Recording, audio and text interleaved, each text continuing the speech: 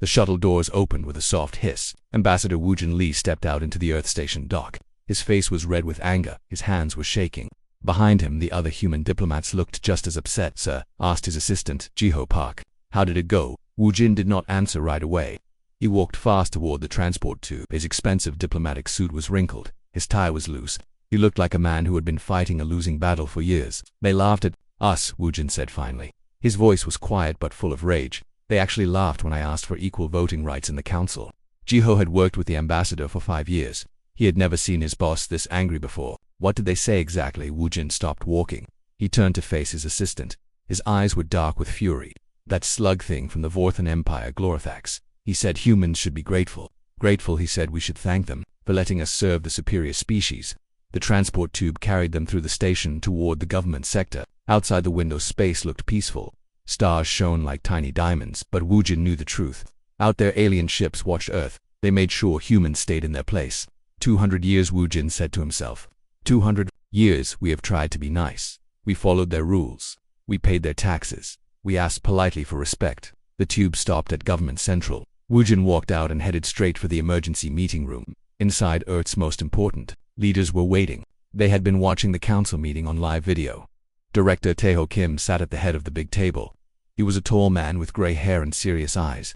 He ran the Human Colonial Defense Initiative. Next to him sat Chief Engineer Sora Park. She was younger, with short black hair and hands that were always dirty from working on machines. Admiral Hyjin Nam was there too. She commanded all of Earth's spaceships. "Well?" Taeho asked as Woojin entered. "Complete failure," Woojin said. He threw his diplomatic case on the table. "They will not give us equal rights. They will not lower the trade taxes. They will not let us colonize the Kepler system." Sora Park leaned forward. "What about the technology sharing agreement?" Woojin laughed, but it was not a happy sound. "They said human brains are too simple to understand their advanced science.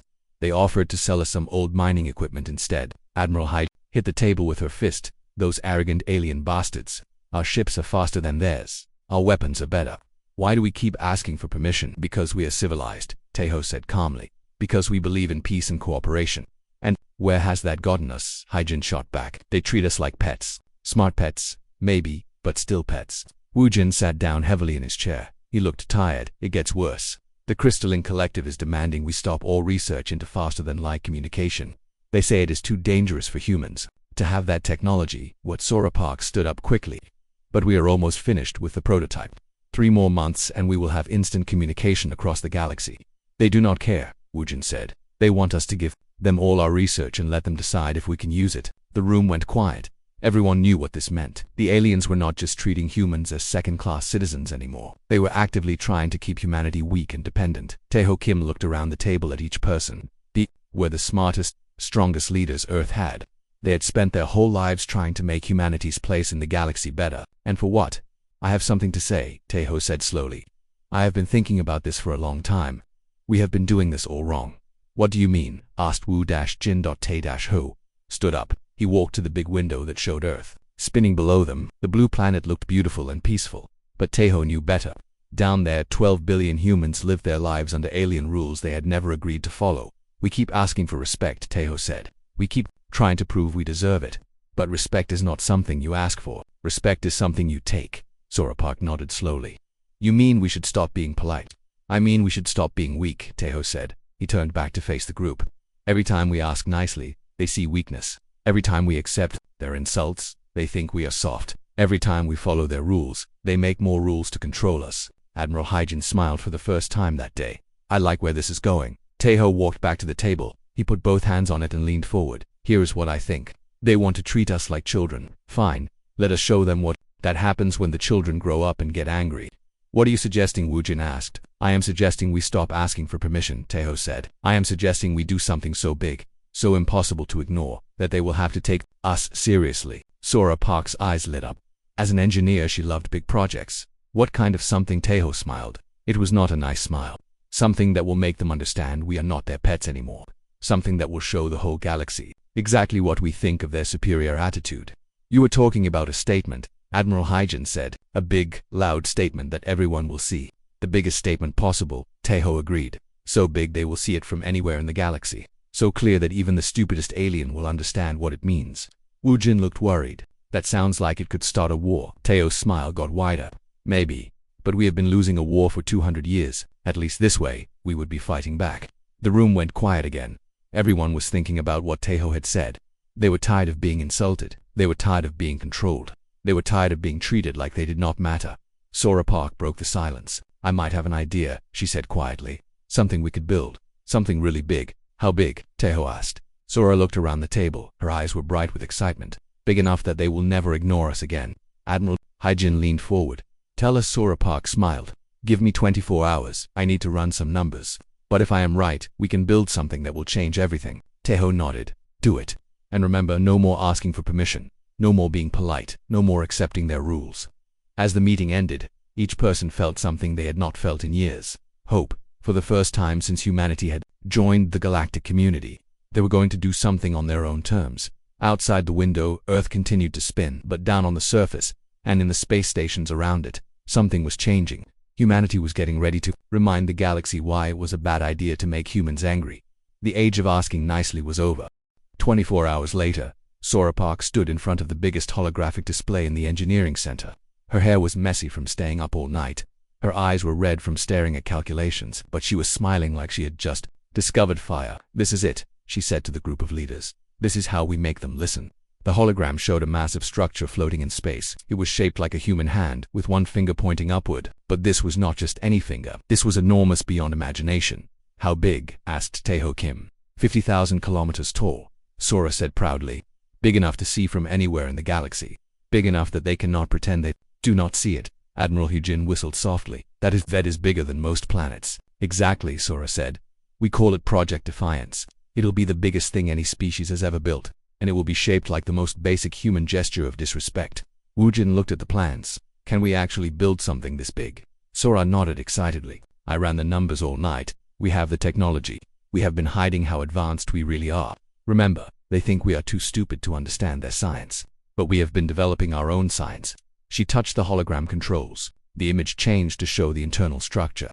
We use compressed dark matter for the frame, titanium carbon composites for the outer shell, and here, at the base, we put a miniature artificial star to power the whole thing. Taeho studied the plans. How long would it take? With our current resources, 50 years, Sora said. But if we do this right, if we commit everything we have, we can do it in 5 years. Everything? Admiral Hyjin asked. Sora's expression became serious. We move all humans to underground cities. We turn Earth's entire surface into one giant shipyard. We strip mine Mars. We take apart every asteroid in the belt. Every human settlement contributes. Every person works toward this one goal. The room was quiet. They were talking about changing human civilization completely. The aliens will notice, Woojin said. They watch us. Let them watch, Sora replied.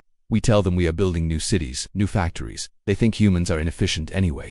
They will assume we are just being wasteful. Taeho walked closer to the hologram. The giant fingers seemed to point at him personally. What about weapons? Defense systems? Sora grinned. Oh, it gets better. This is not just a symbol. This is the most powerful weapons platform ever designed. Plasma cannons that can destroy entire fleets. Shield generators that can stop anything they throw at us. Pointy fence systems that can track 1 million targets at once. You want to build a giant middle finger that can also fight wars. Admiral Hyjin said slowly. I want to build a giant middle finger that can win wars, Sora corrected. When they see this, they will know 2 things. First, that we do not respect them anymore. Second, that we are strong enough to back up our disrespect. Taeho looked around the room. Everyone understands what this means. If we do this, there is no going back. No more diplomacy. No more asking nicely. Good, said Admiral Hyjin. I am tired of asking nicely. Woojin still looked worried. The people of Earth, will they support this? Taeho smiled. Let me worry about that. I think they are as tired of being insulted as we are. Sora pulled up more detailed plans. We start immediately. First, we begin moving people underground. We tell them it is for safety from solar storms. Then we start construction in the asteroid belt where the aliens cannot see clearly. What do you need? Taeho asked. Everything, Sora said simply. Every engineer, every factory worker, every mining ship, every person who knows how to build things. This is the biggest project in human history. Admiral Hyjin stood up. My fleet will handle security and transportation. We keep the aliens from getting too close to the construction sites. I will handle the politics, Taeho said. Make sure every human government supports this. Make sure no one talks to the aliens about what we are really doing, Woojin sighed. I suppose I will keep the aliens distracted, keep going to their meetings, keep pretending we are the same weak humans they have always known. Sora looked at the hologram again. The giant finger pointed up into space like it was challenging the entire galaxy. In 5 years, they will never look down on humanity again. 2 years into Project Defiance, the aliens finally started to notice something was different about human activity, but they did not understand what they were seeing. Day 1 Cho was Earth's best intelligence officer. His job was to make sure the aliens kept thinking wrong things about human activities. He sat in a bar on the neutral station of Kepler Prime, drinking with a Thaxarian trade official named Blixa. "You humans are so strange," Blixa said, with his translator making his voice sound mechanical. "Why are you building so many new factories?" Day 1 acted embarrassed. "We are not very good at planning. We built too many factories for making ships, but then we realized we needed factories for making the parts that go in the factories." Blixa made a sound that the translator said was laughter. Typical human inefficiency. "This is why you need superior species to guide you." Day 1 smiled and nodded, but inside he was angry. If only this alien knew what humans were really building. The middle finger was already 10,000 kilometers tall. The basic structure was complete. Soon they would start installing the weapons systems. Meanwhile, on Earth's new underground city of New Seoul, Mi Kang-yoon was meeting with alien cultural observers. Her job was to keep them focused on the wrong things. "We are very excited about our new underground cities," she told the group of various aliens. "Much safer from space storms, much more efficient." A crystalline collective observer, looking like a walking diamond, asked, "Why do you need so many mining ships in the asteroid belt?" Mekyoung had practiced this answer many times. "We are not very good at mining. We need many ships to do what one alien ship could do." The aliens all made sounds of agreement. Of course, humans were inefficient at mining. They were inefficient at everything. But some aliens were starting to ask harder questions. The Vorthan Empire sent spy ships to watch human activities more closely. They noticed that human mining operations were bigger than ever before. Much bigger. Admiral Haijin Nam was ready for them. When Vorthan spy ships got too close to the construction site, human patrol ships would accidentally fly in front of them. When alien sensors tried to scan the construction area, human ships would have technical problems that created interference. Seon Ho Kong commanded the security forces around the project. His job was to make sure no alien ever got a clear look at what humanity was building.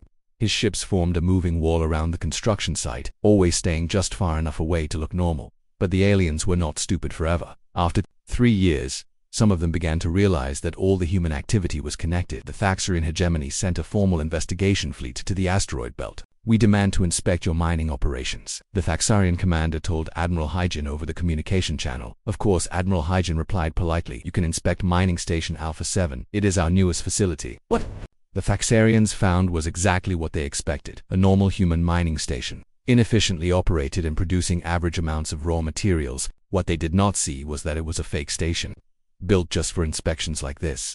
The real construction was happening 50,000 kilometers away, hidden behind a cloud of metal debris that looked natural but was actually carefully positioned to block sensors. But the aliens were getting suspicious. The Crystalline Collective began demanding detailed reports on human industrial activity. The Worthen Empire wanted to place permanent observers in human space. "They are getting too close," Woojin reported to the Leadership Council. "I do not think we can fool them much longer."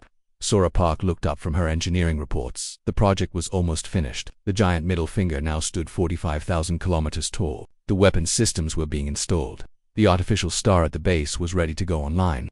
"How much more time do you need?" Taeho asked her.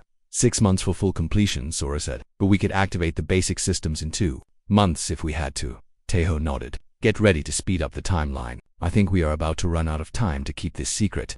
3 days later, his prediction came true. A Thaxarian deep scan probe managed to get past human defenses and take a clear sensor reading of the construction site. The readings it sent back to the Thaxarian hegemony made every alien leader in the galaxy very, very nervous. The probe had detected something impossible.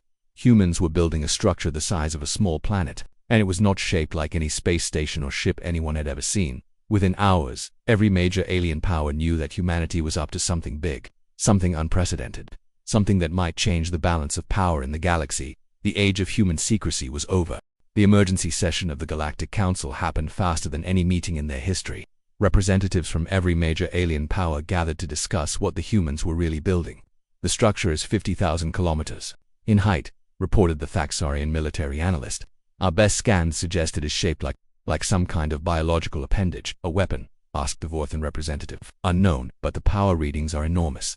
Whatever they have built, it has the energy output of a small star." The Crystalline Collective representative made a sound like breaking glass, which meant extreme concern. "This changes everything. Humans have been lying to us for years about their capabilities. On Earth, the human leadership knew their secret was out. Emergency alarms rang through every human settlement. The time for hiding was over. All units. This is Admiral Haijin Nam. Her voice echoed through every human military communication system. Operation Defiance is now active. Repeat, we are no longer hiding. All defensive positions prepare for possible alien response. Byung-ho, Drew commanded the defense perimeter around the project site. His job was to protect the giant middle finger while Sora Park's teams finished the final installations. He had 300 human ships spread out in a defensive formation. It sounded like a lot until he remembered that the aliens had thousands of ships. Sir, reported his sensor officer Younji Kim. Alien fleets are moving. Vorthan Empire, Thaxorian Hegemony, and Crystalline Collective. They are forming a combined task force. Byung-ho had expected this. How many ships?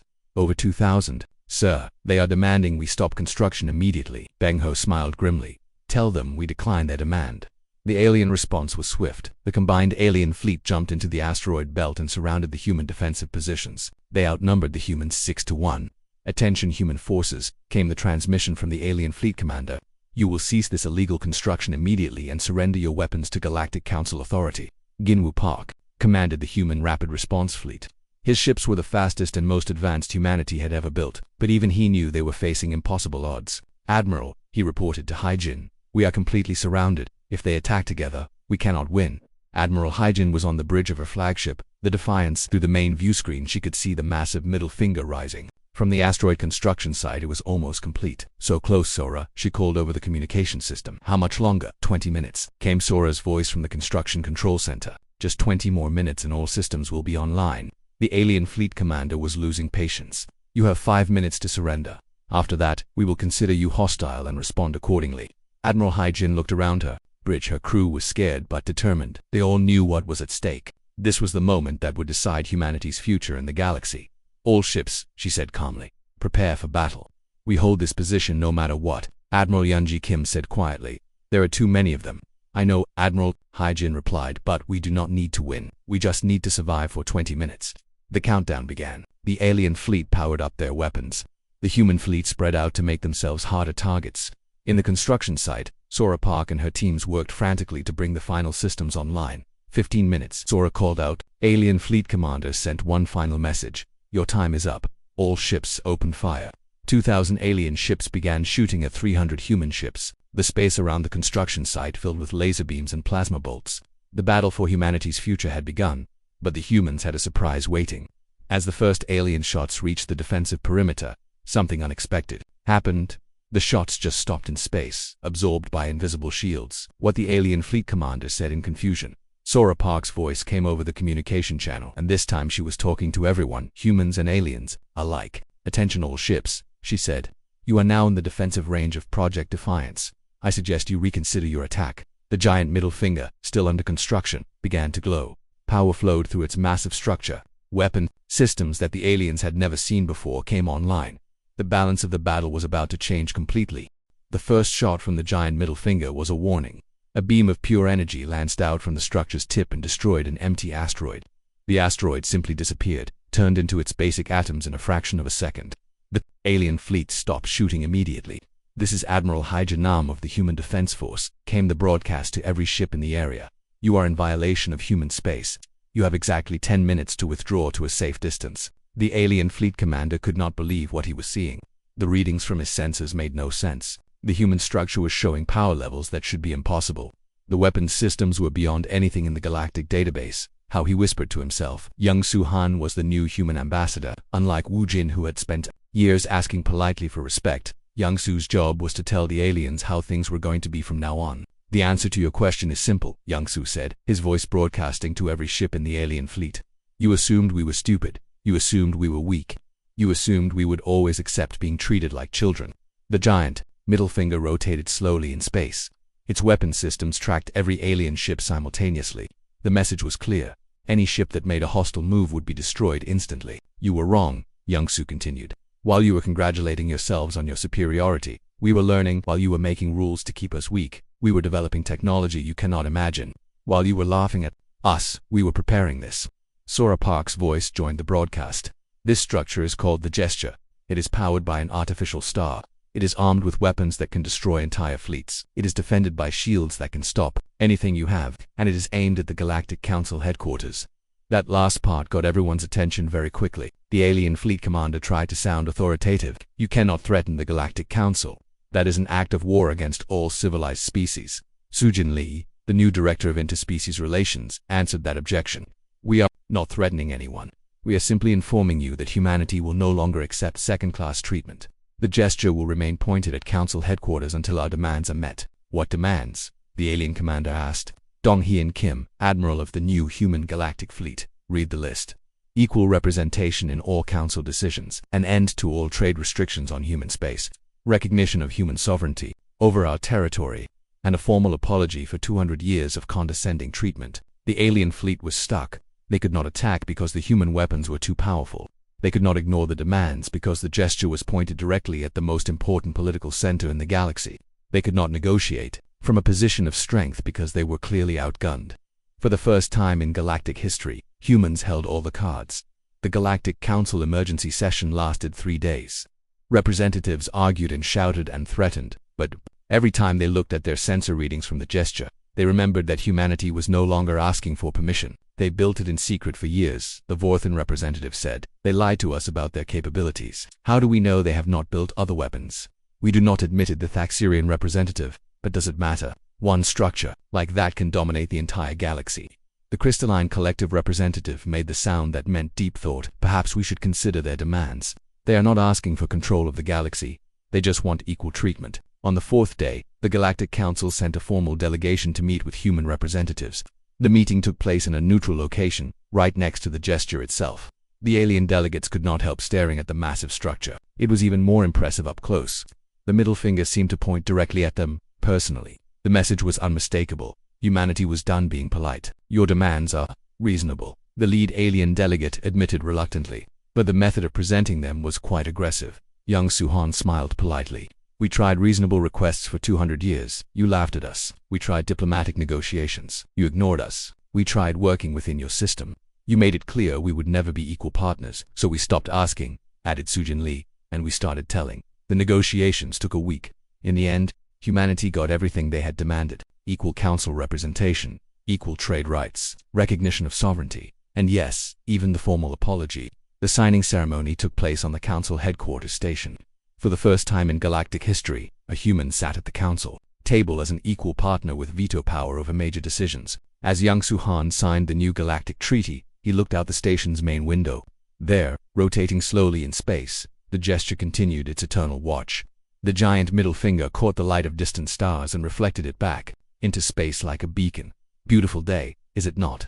Youngsu said to the alien representatives sitting nearby. The former Vorthan representative Glorthax, who had once told humans they should be grateful to serve superior species, now spoke very carefully. Yes, Ambassador Han. A very beautiful day indeed. Through the window, the gesture rotated again, and for just a moment, it seemed to be giving the entire galaxy a thumbs up. Humanity had finally gotten the respect they deserved, and they had done it the human way, with determination, creativity, and just a little bit of attitude. The age of asking nicely was over. The age of human equality had begun.